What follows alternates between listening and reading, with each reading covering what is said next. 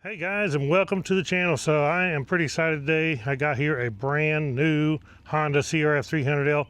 This CRF300L here, we have actually taken it and done some nice mods to it to make it a little better.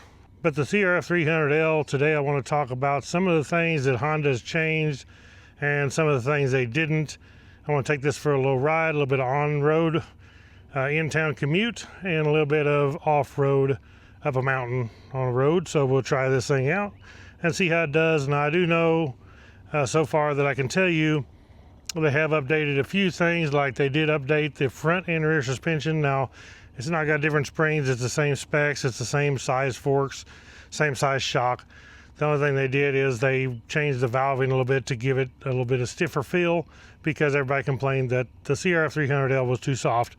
And I do believe it is a little stiffer, but now if you're expecting a lot, it's not a lot stiffer. It's not night and day difference between the older 300Ls and the new 300Ls. So it's still, you know, pretty soft bike, but it's actually set up good for what it's meant to do. It's meant to be to where you can ride it on the streets, you can ride it off road. It's just pretty good everywhere. So one thing I mentioned that they did do, as I said, they did change the front suspension, and basically all they did was change the valving to make it have a little stiffer feel. It's not actually going to be still a jumping machine or nothing like that, but it is better than what it was. Any improvement is some improvement. Also here on the rear shock, we do have some valving changes on it to make it stiffer. I've heard about a different spring, but as far as I know, all they did was change the valving on here to make it a little bit stiffer. One of the most noticeable things they've done, as you can see, they have added the LED headlight to the Honda CRF300L. Now this has been out in some other countries, including Thailand, for years now since they made the 300L, but now they have brought it to the United States market, which is pretty cool. And of course, to change this headlight to this new style LED, this is also a different front fender designed to work with this style headlight. So with the headlight on, you can see how nice and white it is compared to the old halogen light that it did have. And then when we put it on high beam, you can see it turns on the lower half. Low beam is just the upper half. So another cool thing they did add was the LED turn signals. Before, as you know, it had the big incandescent lights, the big orange things up here. These are a lot sleeker, nicer looking than them, and they are LED. So we have the parking lights, and we also have the turn signals.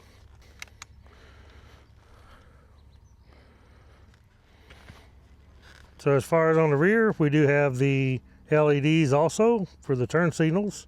Now as far as the tail light, it remains the same. This is just an incandescent bulb in here for the tail light.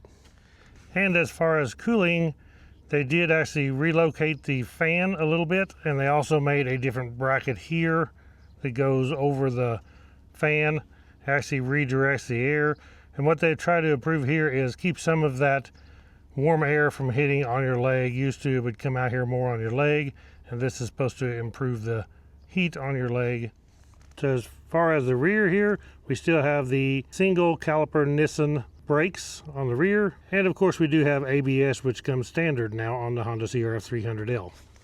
And as far as the front, we also have a Nissan caliper, but this is a dual piston with actually wider pads. We also do have ABS on the front, standard for 2025. For the rear tire, we still have the same IRC Trails GP22, and this is a 120/80/18, so nothing has changed here on the rear. These are pretty good all-around tires for on and off-road. And as far as the front, we still have the IRC Trails GP21F, which is the same. Nothing has changed here. It's still the same size, and that is a 80/100/21. New for 2025 on the CRF300L, they have put the Excel rims instead of the DID front and rear. Okay, and as far as the graphics, we do have the bold new graphics. And what this is inspired by the Supercross team. We have the CRF going up and down on this one. And then, of course, there's nothing here like it used to be on the older ones. On the rear, we have more of the blue, kind of broke up the white a little bit. We have this black portion down here, and this is also actually a red plastic number plate here on the side. And of course, on the right side of the bike, we have the same design. We have the red number plate here, but also right down here you can see this is actually a different number plate. Instead of being the single one piece like it used to be, we actually have the red part of the number plate here, and this is a black separate piece of plastic here. You can see it splits right here. Instead of being a one piece, this is a two piece, but on the left side it is not a two piece, it's still a one piece, just a different color and different decals. So as far as our drivetrain, it remains the same. We have the same gearing, and we also have the same DID O-ring chain with a 1440 sprocket combination. We also, on the left side, have a toolbox which remains unchanged. We also have a helmet holder right here. You can actually unlock this and hang your helmet right there. Okay, so let's take this 2025 Honda CRF300L for a ride.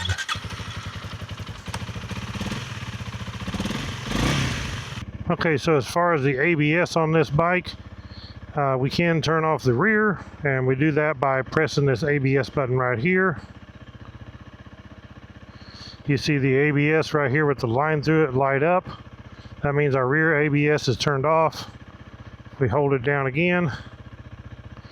Now our ABS is back on.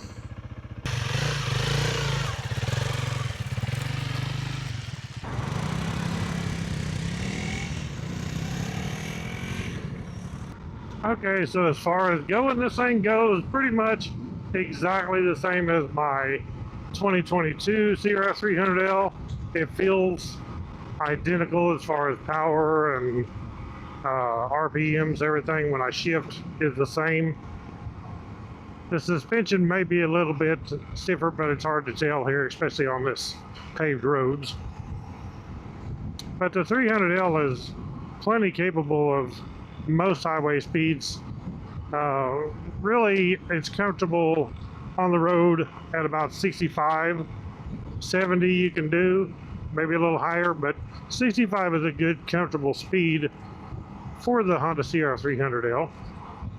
There is one thing about a Honda that you cannot beat, is the ergonomics. This bike fits and feels wonderful. I mean, as far as the handlebar position, the clutch and brake levers, the mirrors, dash, everything, seating is all top notch.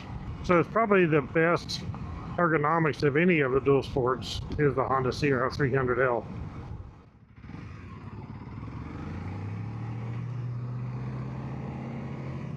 So the transmission on this thing is super buttery smooth. You can shift through all 6 gears, never miss a gear. The clutch is super lightweight. That is the easiest clutch pull I believe I've ever had on a motorcycle. And you can just run through all 6 gears with ease on this bike. Extremely smooth.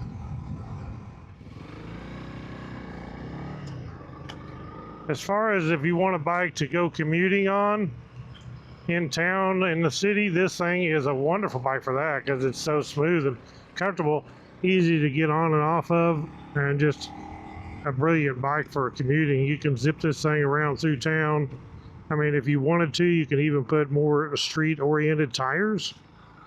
But just to run uptown to the grocery store, run to work and back, this little bike is a fun bike to ride. That's the thing about it, is the fun factor.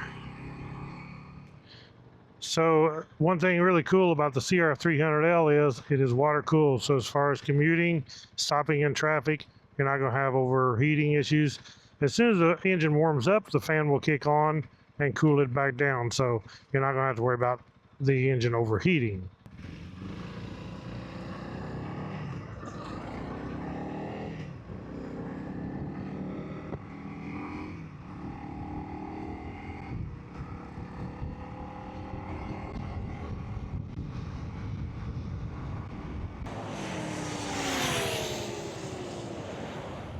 So the Honda CRF300L is awesome for commuting. It's wonderful for adventure. I'm heading up into the mountains right now. And that's the cool part about it, is we can be from street to off-road to mountain roads, all over, and a lot of things that you can't do on just a street bike or just a dirt bike that you can do with a dual sport like the Honda CRF300L. So the coolest part about owning a dual sport like the CRF300L is this right here. On the pavement, off-road, and don't even have to think about it. It's no problem whatsoever. And the Honda CRF300L is just as comfortable off-road as it is on-road. So as far as the suspension, it soaks up these bumps really nice. And this is actually some really rough stuff like washboard, ruts that's washed out from the monsoon rains here on this mountain road. It gets pretty rough. And the 300L takes it pretty good. Yes, the suspension is soft. Some riders can modify it if they'd like to, but it actually has been a little bit of improvement over the older models. I want to do a shout out to my buddy Randy for loaning me the 25 Honda CRF300L to review today. As I've said, and you know if you watch my channel, I do have a 2022 Honda CRF300L, which is virtually the same, other than a few upgrades they have done on the 25.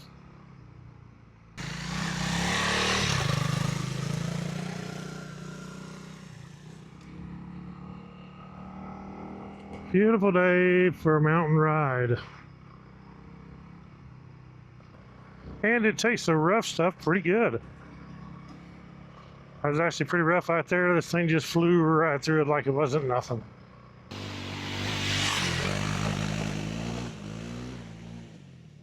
So this road has washed out quite a bit since the last time I was up here. It's gotten pretty rough. But that's what makes it fun to have a dual sport. I definitely wouldn't do this on a street bike.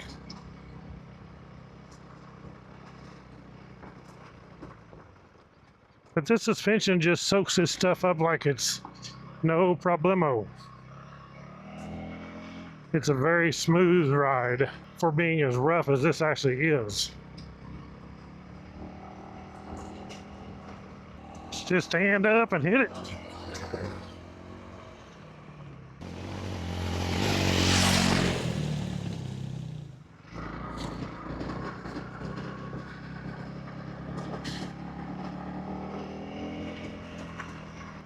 So the CRF300L is very confidence inspiring. I've always said that. You can feel confident this bike is capable. It's not gonna break down on you. It's a good smooth ride, and it's gonna get you where you're going, whether it be on or off road, problem free. This thing is wonderful on these mountain roads. The biggest thing I'd say is because of the ride. It rides so good that it just like smooths these bumps out. It makes it where you can ride longer because you're not being beat to death.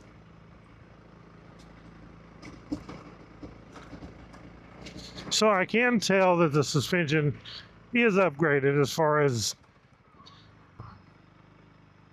the valving. It is better. I can tell that it soaks up the bumps better than mine does. And mine, as far as the front, is totally stock.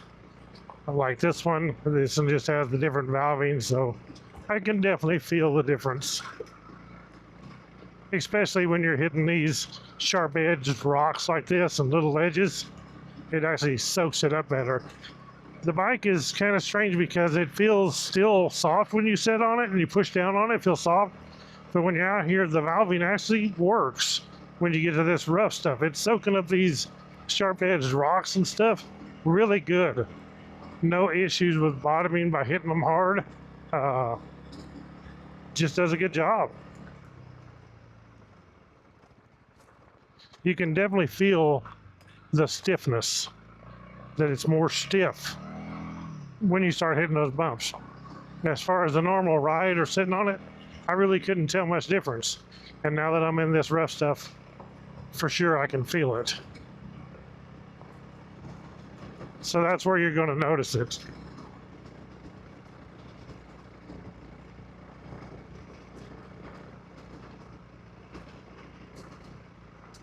We are way up on the mountain, guys. Our road is right down there. We just hit. Come up right through there. all the way down. Beautiful scenic ride here in southern Arizona. A beautiful day. So the temperature up here on this mountain is usually about, seems like 20 degrees lower than it is down there in the valley. So you gain quite a bit in elevation and the temperature drops a big bunch.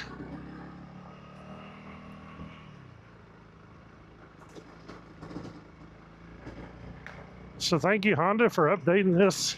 It sure feels better.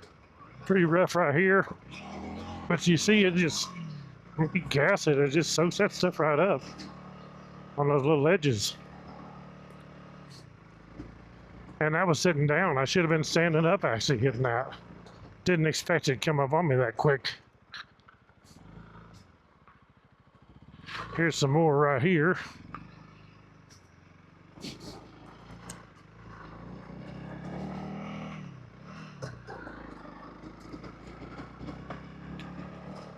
So the shifting on this bike is superb. Feels just like mine. Honda's always had good shifting. Throttle's response is good. There's no hesitation as far as throttle response. When you gas it, it goes. There's no hesitation, no dogging, no flaming out. Everything just feels real good, tuned real good. Which is something that hasn't changed. To me, the 300L has always been that way, or mine has anyway. Check out these awesome rocks.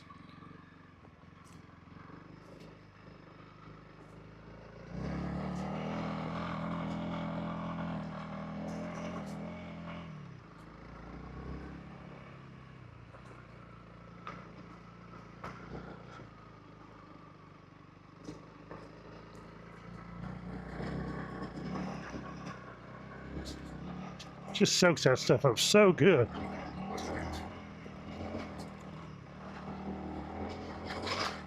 It does a good job. I mean, I'm telling you, it's definitely better than my front suspension, I can tell you. Mine's a 2022, so the 2025 definitely feels better.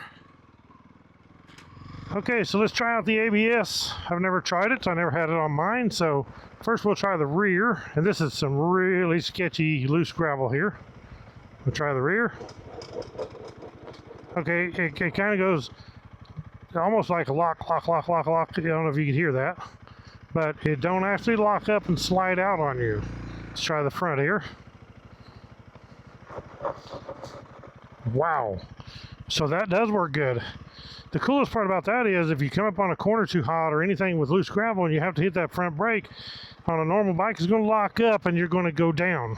But with this ABS, there's a lot less chance of that. This thing getting some real loose stuff right over here. And yes, yeah, it will not lock. That's as hard as I could pull the lever. Try it on some pavement here. Yeah, it will not lock that front wheel. It just kind of pumps off and on, but it don't lock it up. So that will definitely save you from going down. So if you're a new rider or even a intermediate or a pro rider, it doesn't matter. The front ABS could actually save you in some accidents, ain't no doubt about it. I try as hard as I can to pull that lever and lock it up, and will not lock up. Now as far as the rear, same way. It won't lock up and let it actually slide, but you can stop, put the bike into neutral, hold this button down. Now the ABS flashes and then comes on you, if you can see right there. It's got a line through the ABS. So now we don't have ABS on the rear. And oh yeah, you lock it up and you just slide like my bike does, my 22 that don't have ABS. So can you turn it off while moving? No, you can't. So to turn ABS off, you're gonna have to stop, put it in neutral, obviously, hold the button down, turn ABS off. So to turn the ABS back on, You can stop, put it in neutral, hold this button down, turn the ABS back on, or if you turn your engine off, turn it back on, you will be in ABS front and rear. That defaults back every time. You cannot start without it. If you want no ABS on the rear, you would just have to push that button every single time you start the bike before you put it in gear. But yes, the ABS definitely works wonderful on this thing and keeps it from locking up. Beautiful up here. That was a fun ride, guys. I really enjoyed it. Okay, guys, so there you go. That is my thoughts on the 2025 Honda CRF300L.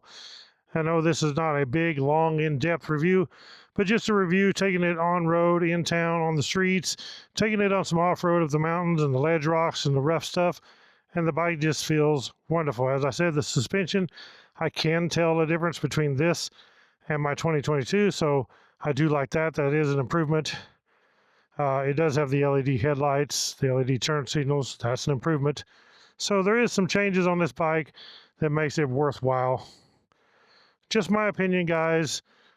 Check out the links in the description. Click that thumbs up, hit that subscribe button. God bless you all, and we'll catch you all on the next adventure. Ride on.